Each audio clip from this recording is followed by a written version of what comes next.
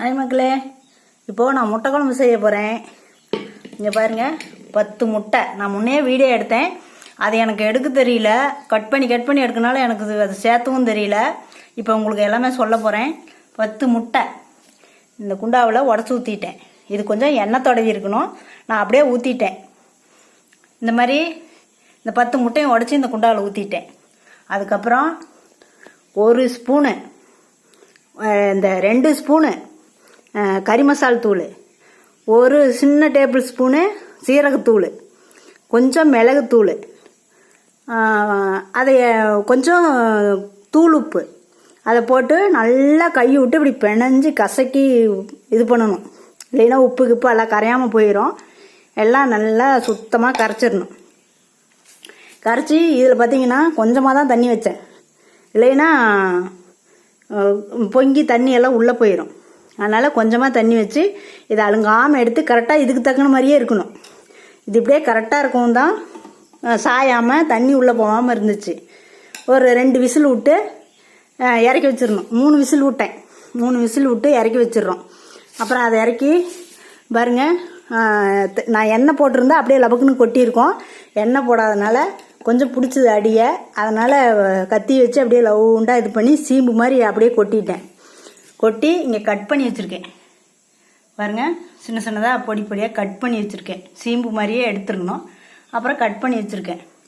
அதுக்கு ஒரு பெரிய வெங்காயம், அடுத்தது 3 சின்ன பச்சை மிளகாய், செடியில் அவ்வளோதான் இருந்துச்சு, போதும், அதுக்கு மேலே எனக்கு வயிறு எரியும்.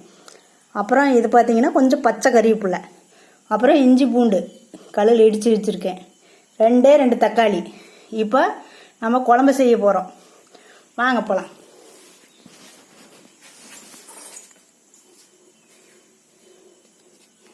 எப்படியா எனக்கு வீடியோ எடுக்கிறதுக்கு ஒரு ஆள் இல்லை, அதுதான்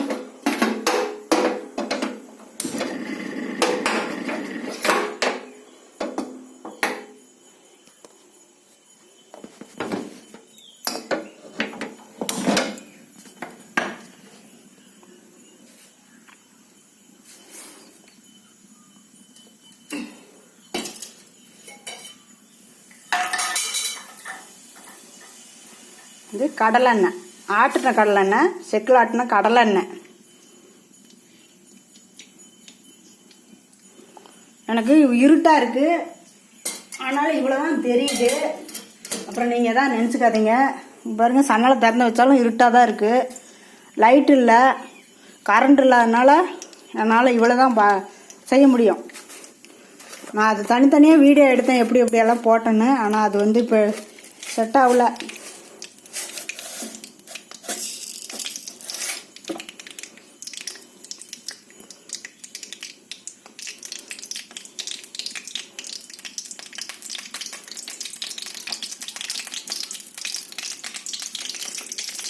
கொஞ்சம் கடுகு போட்டோம்.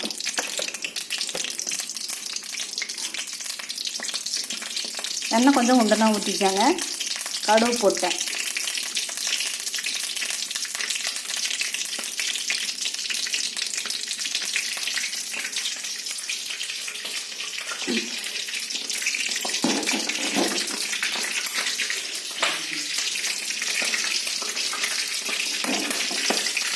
முட்டையை கரண்டியில் கலக்குனிங்கன்னா கட்டி கட்டியாக இருக்கும்.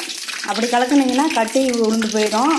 அதெல்லாம் தனித்தனியாக கரையாது. திட்டு ஒரு மாதிரி உப்பு தனியாக, மிளகாய் தனியாக இருக்கும். அந்த மாதிரி பண்ணாதீங்க.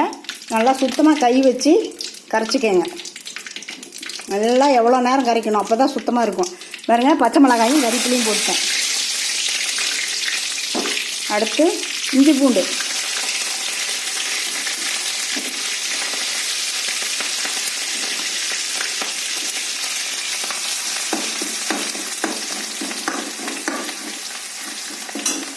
ஒரு பட்டையும் கிராம்பும் போடலான் இருந்தேன், மறந்தேன். அதை முன்னையே போட்டிருக்கணும்.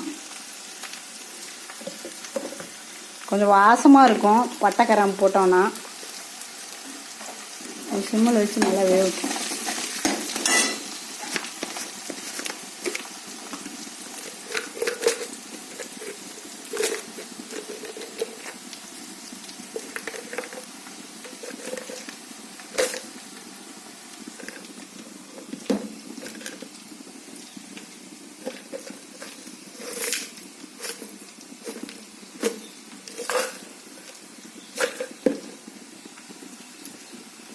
அதை பார்த்தா நம்ம கூட கொஞ்சம் இருக்கும் போல இருக்கிறத போடும்.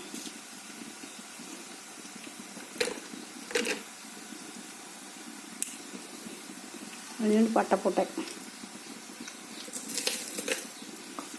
ஒரு 4 சோம்பு போடுவோம். மணியே போட்டிருக்கணும், இப்போதான் போட்டேன். நான் ஒரு 4 சோம்பு வாசத்துக்கு மட்டும். இப்போ வெங்காயம் போடுவோம்.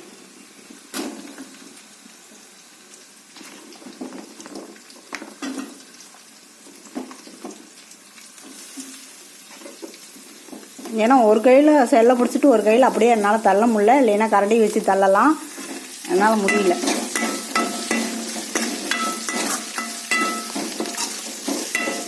எது மேலேயாவது வச்சு வீடியோ எடுக்கலாங்கிறாங்க, எதெல்லாம் வச்சு எடுக்கிறதுன்னு எனக்கு அதுவும் தெரியல. மிக்சியில் அரைச்சி ஊற்றிருந்தா இஞ்சி பூண்டெல்லாம் கொஞ்சம்னா நல்லா நசுங்கியிருக்கும். மிக்சி இல்லை, கரண்டே இல்லை மிக்சிக்கு. எங்கே போகிறது, லைட் எரியுறதே பெரிய விஷயம். லைட் எரிஞ்சால் ஃபேன் ஓடாது, ஃபேன் ஓடுனா லைட் எரியாது. அதனால தான் லைட்டு போடாமல் இந்த ஜன்னலை மட்டும் திறந்து விட்டு வச்சுருக்கேன். அது தெரியுதான்னு எனக்கும் தெரிய மாட்டேங்குது, இருட்டு மாதிரி இருக்குது. என்ன பண்ணுறது, கடவுள் நமக்கு ஒரு கரண்ட்டுக்கு ஒரு வழி பண்ண மாட்டேங்க. கம்பம் போட்டு வரணும்னால எங்கே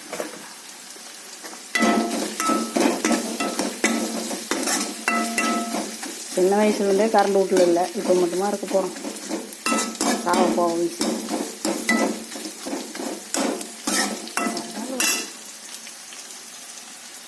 நமக்கு கடவுள் என்ன கொடுக்குறானோ தான் இருக்கும். இப்போ தக்காளி போட்டுக்கலாம்.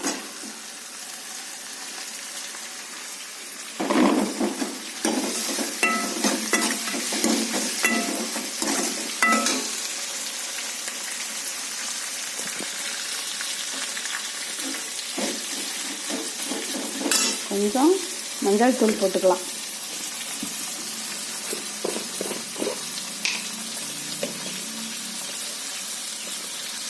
மக்களே கொஞ்சம் மஞ்சள் பொடி, இன்னும் கொஞ்சம் முன்னையே கொஞ்சம் போட்டிருக்கேன். முட்டையிலையும் கொஞ்சம் மஞ்சள் தூள் போட்டு கலக்கிக்கிங்க. அப்போ தான் ஒரு முட்டையில் ஏதோ ஒரு கிருமி மாதிரி இருக்குமாம்மா, அதனால் மஞ்சள் பொடி, மிளகுத்தூள், கறி மசால் தூள், கல்லுப்பு, கொஞ்சோண்டு சீரக பொடி, கொத்தமல்லி தூள் அதெல்லாம் போட்டு கலக்கி நல்லா கையில் பிணைஞ்சி கட்டி இல்லாமல் செஞ்சு அடுப்பில் வச்சுருந்தேன். விசில் விட்டு இறக்கி கட் பண்ணி எடுத்து வச்சுருக்கேன். கொஞ்சம் உப்பு போட்டுக்கலாம், தூள் உப்பு போட்டுக்கலாம். தக்காளி வணங்கிறதுக்கு கொஞ்சம் தூள் உப்பு போட்டுக்கலாம். சாப்பாட்டுக்கும் இதை செஞ்சு சாப்பிட்டுக்கலாம், இட்லி தோசைக்கும் செஞ்சுக்கலாம். கொஞ்சமாக தான் இது பண்ணணும். முன்னையும் உப்பு போட்டிருக்கோம், இப்போ கொஞ்சம் கம்மியாக போட்டால் போதும்.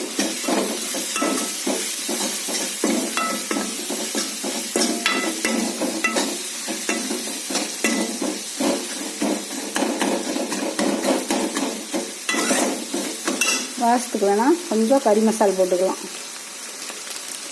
இந்த கொஞ்சம் காரம் உரைக்காது சாப்பாட்டுக்கு, அதுலேயும் கம்மியாக தான் போட்டிருக்கேன். கொஞ்சம் போட்டுக்கலாம். கொஞ்சம் சதன்னு வச்சோம்னா தான் சாப்பிட முடியும் குழம்புக்கு.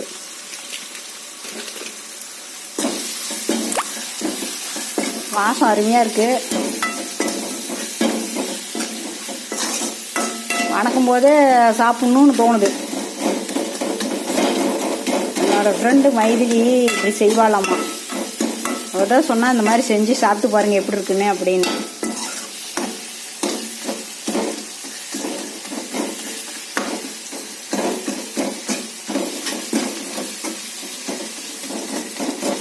தக்காளியெல்லாம் நல்லா வணங்கட்டும். உப்பு போட்டிருக்கோம், அதனால் நல்லா வணங்கிடும். சூப்பர்.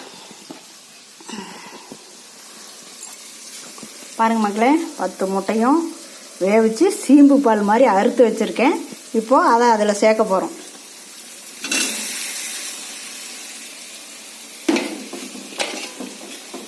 அப்புறம் இதை வீடியோவும் எனக்கு போட தெரியாது, யார்கிட்டயாவது கொண்டு போய் கொடுத்து போட்டால் தான் போட தெரியும். ஈரல் மாதிரியே உங்களுக்கு தெரியுமே, ஆட்டு ஈரல் எடுத்துகிட்டு வந்து செய்வோம்ல, அந்த மாதிரி இருக்கும் பாருங்க. என்னடா இப்படி இருக்குன்னு நினச்சேன் நான் அறியும்போது.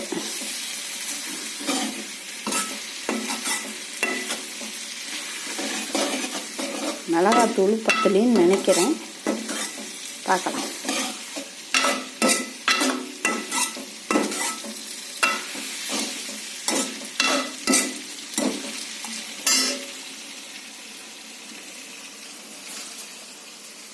கொஞ்சமாக நாளை தண்ணி ஊற்றிக்கலாம், கொஞ்சமாக சதன்னு ஆகிற மாதிரி. அப்போ தானே சாப்பாட்டுக்கு சாப்பிட்றதுக்கு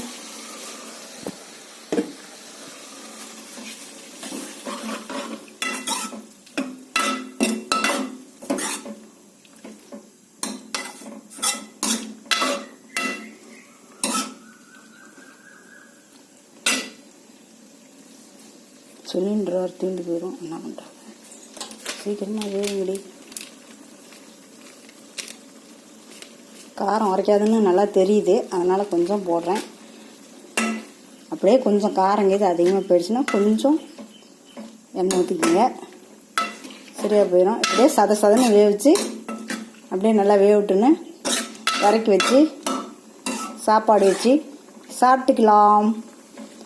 ரெடியா? உங்களுக்கு எப்படி தெரியுது?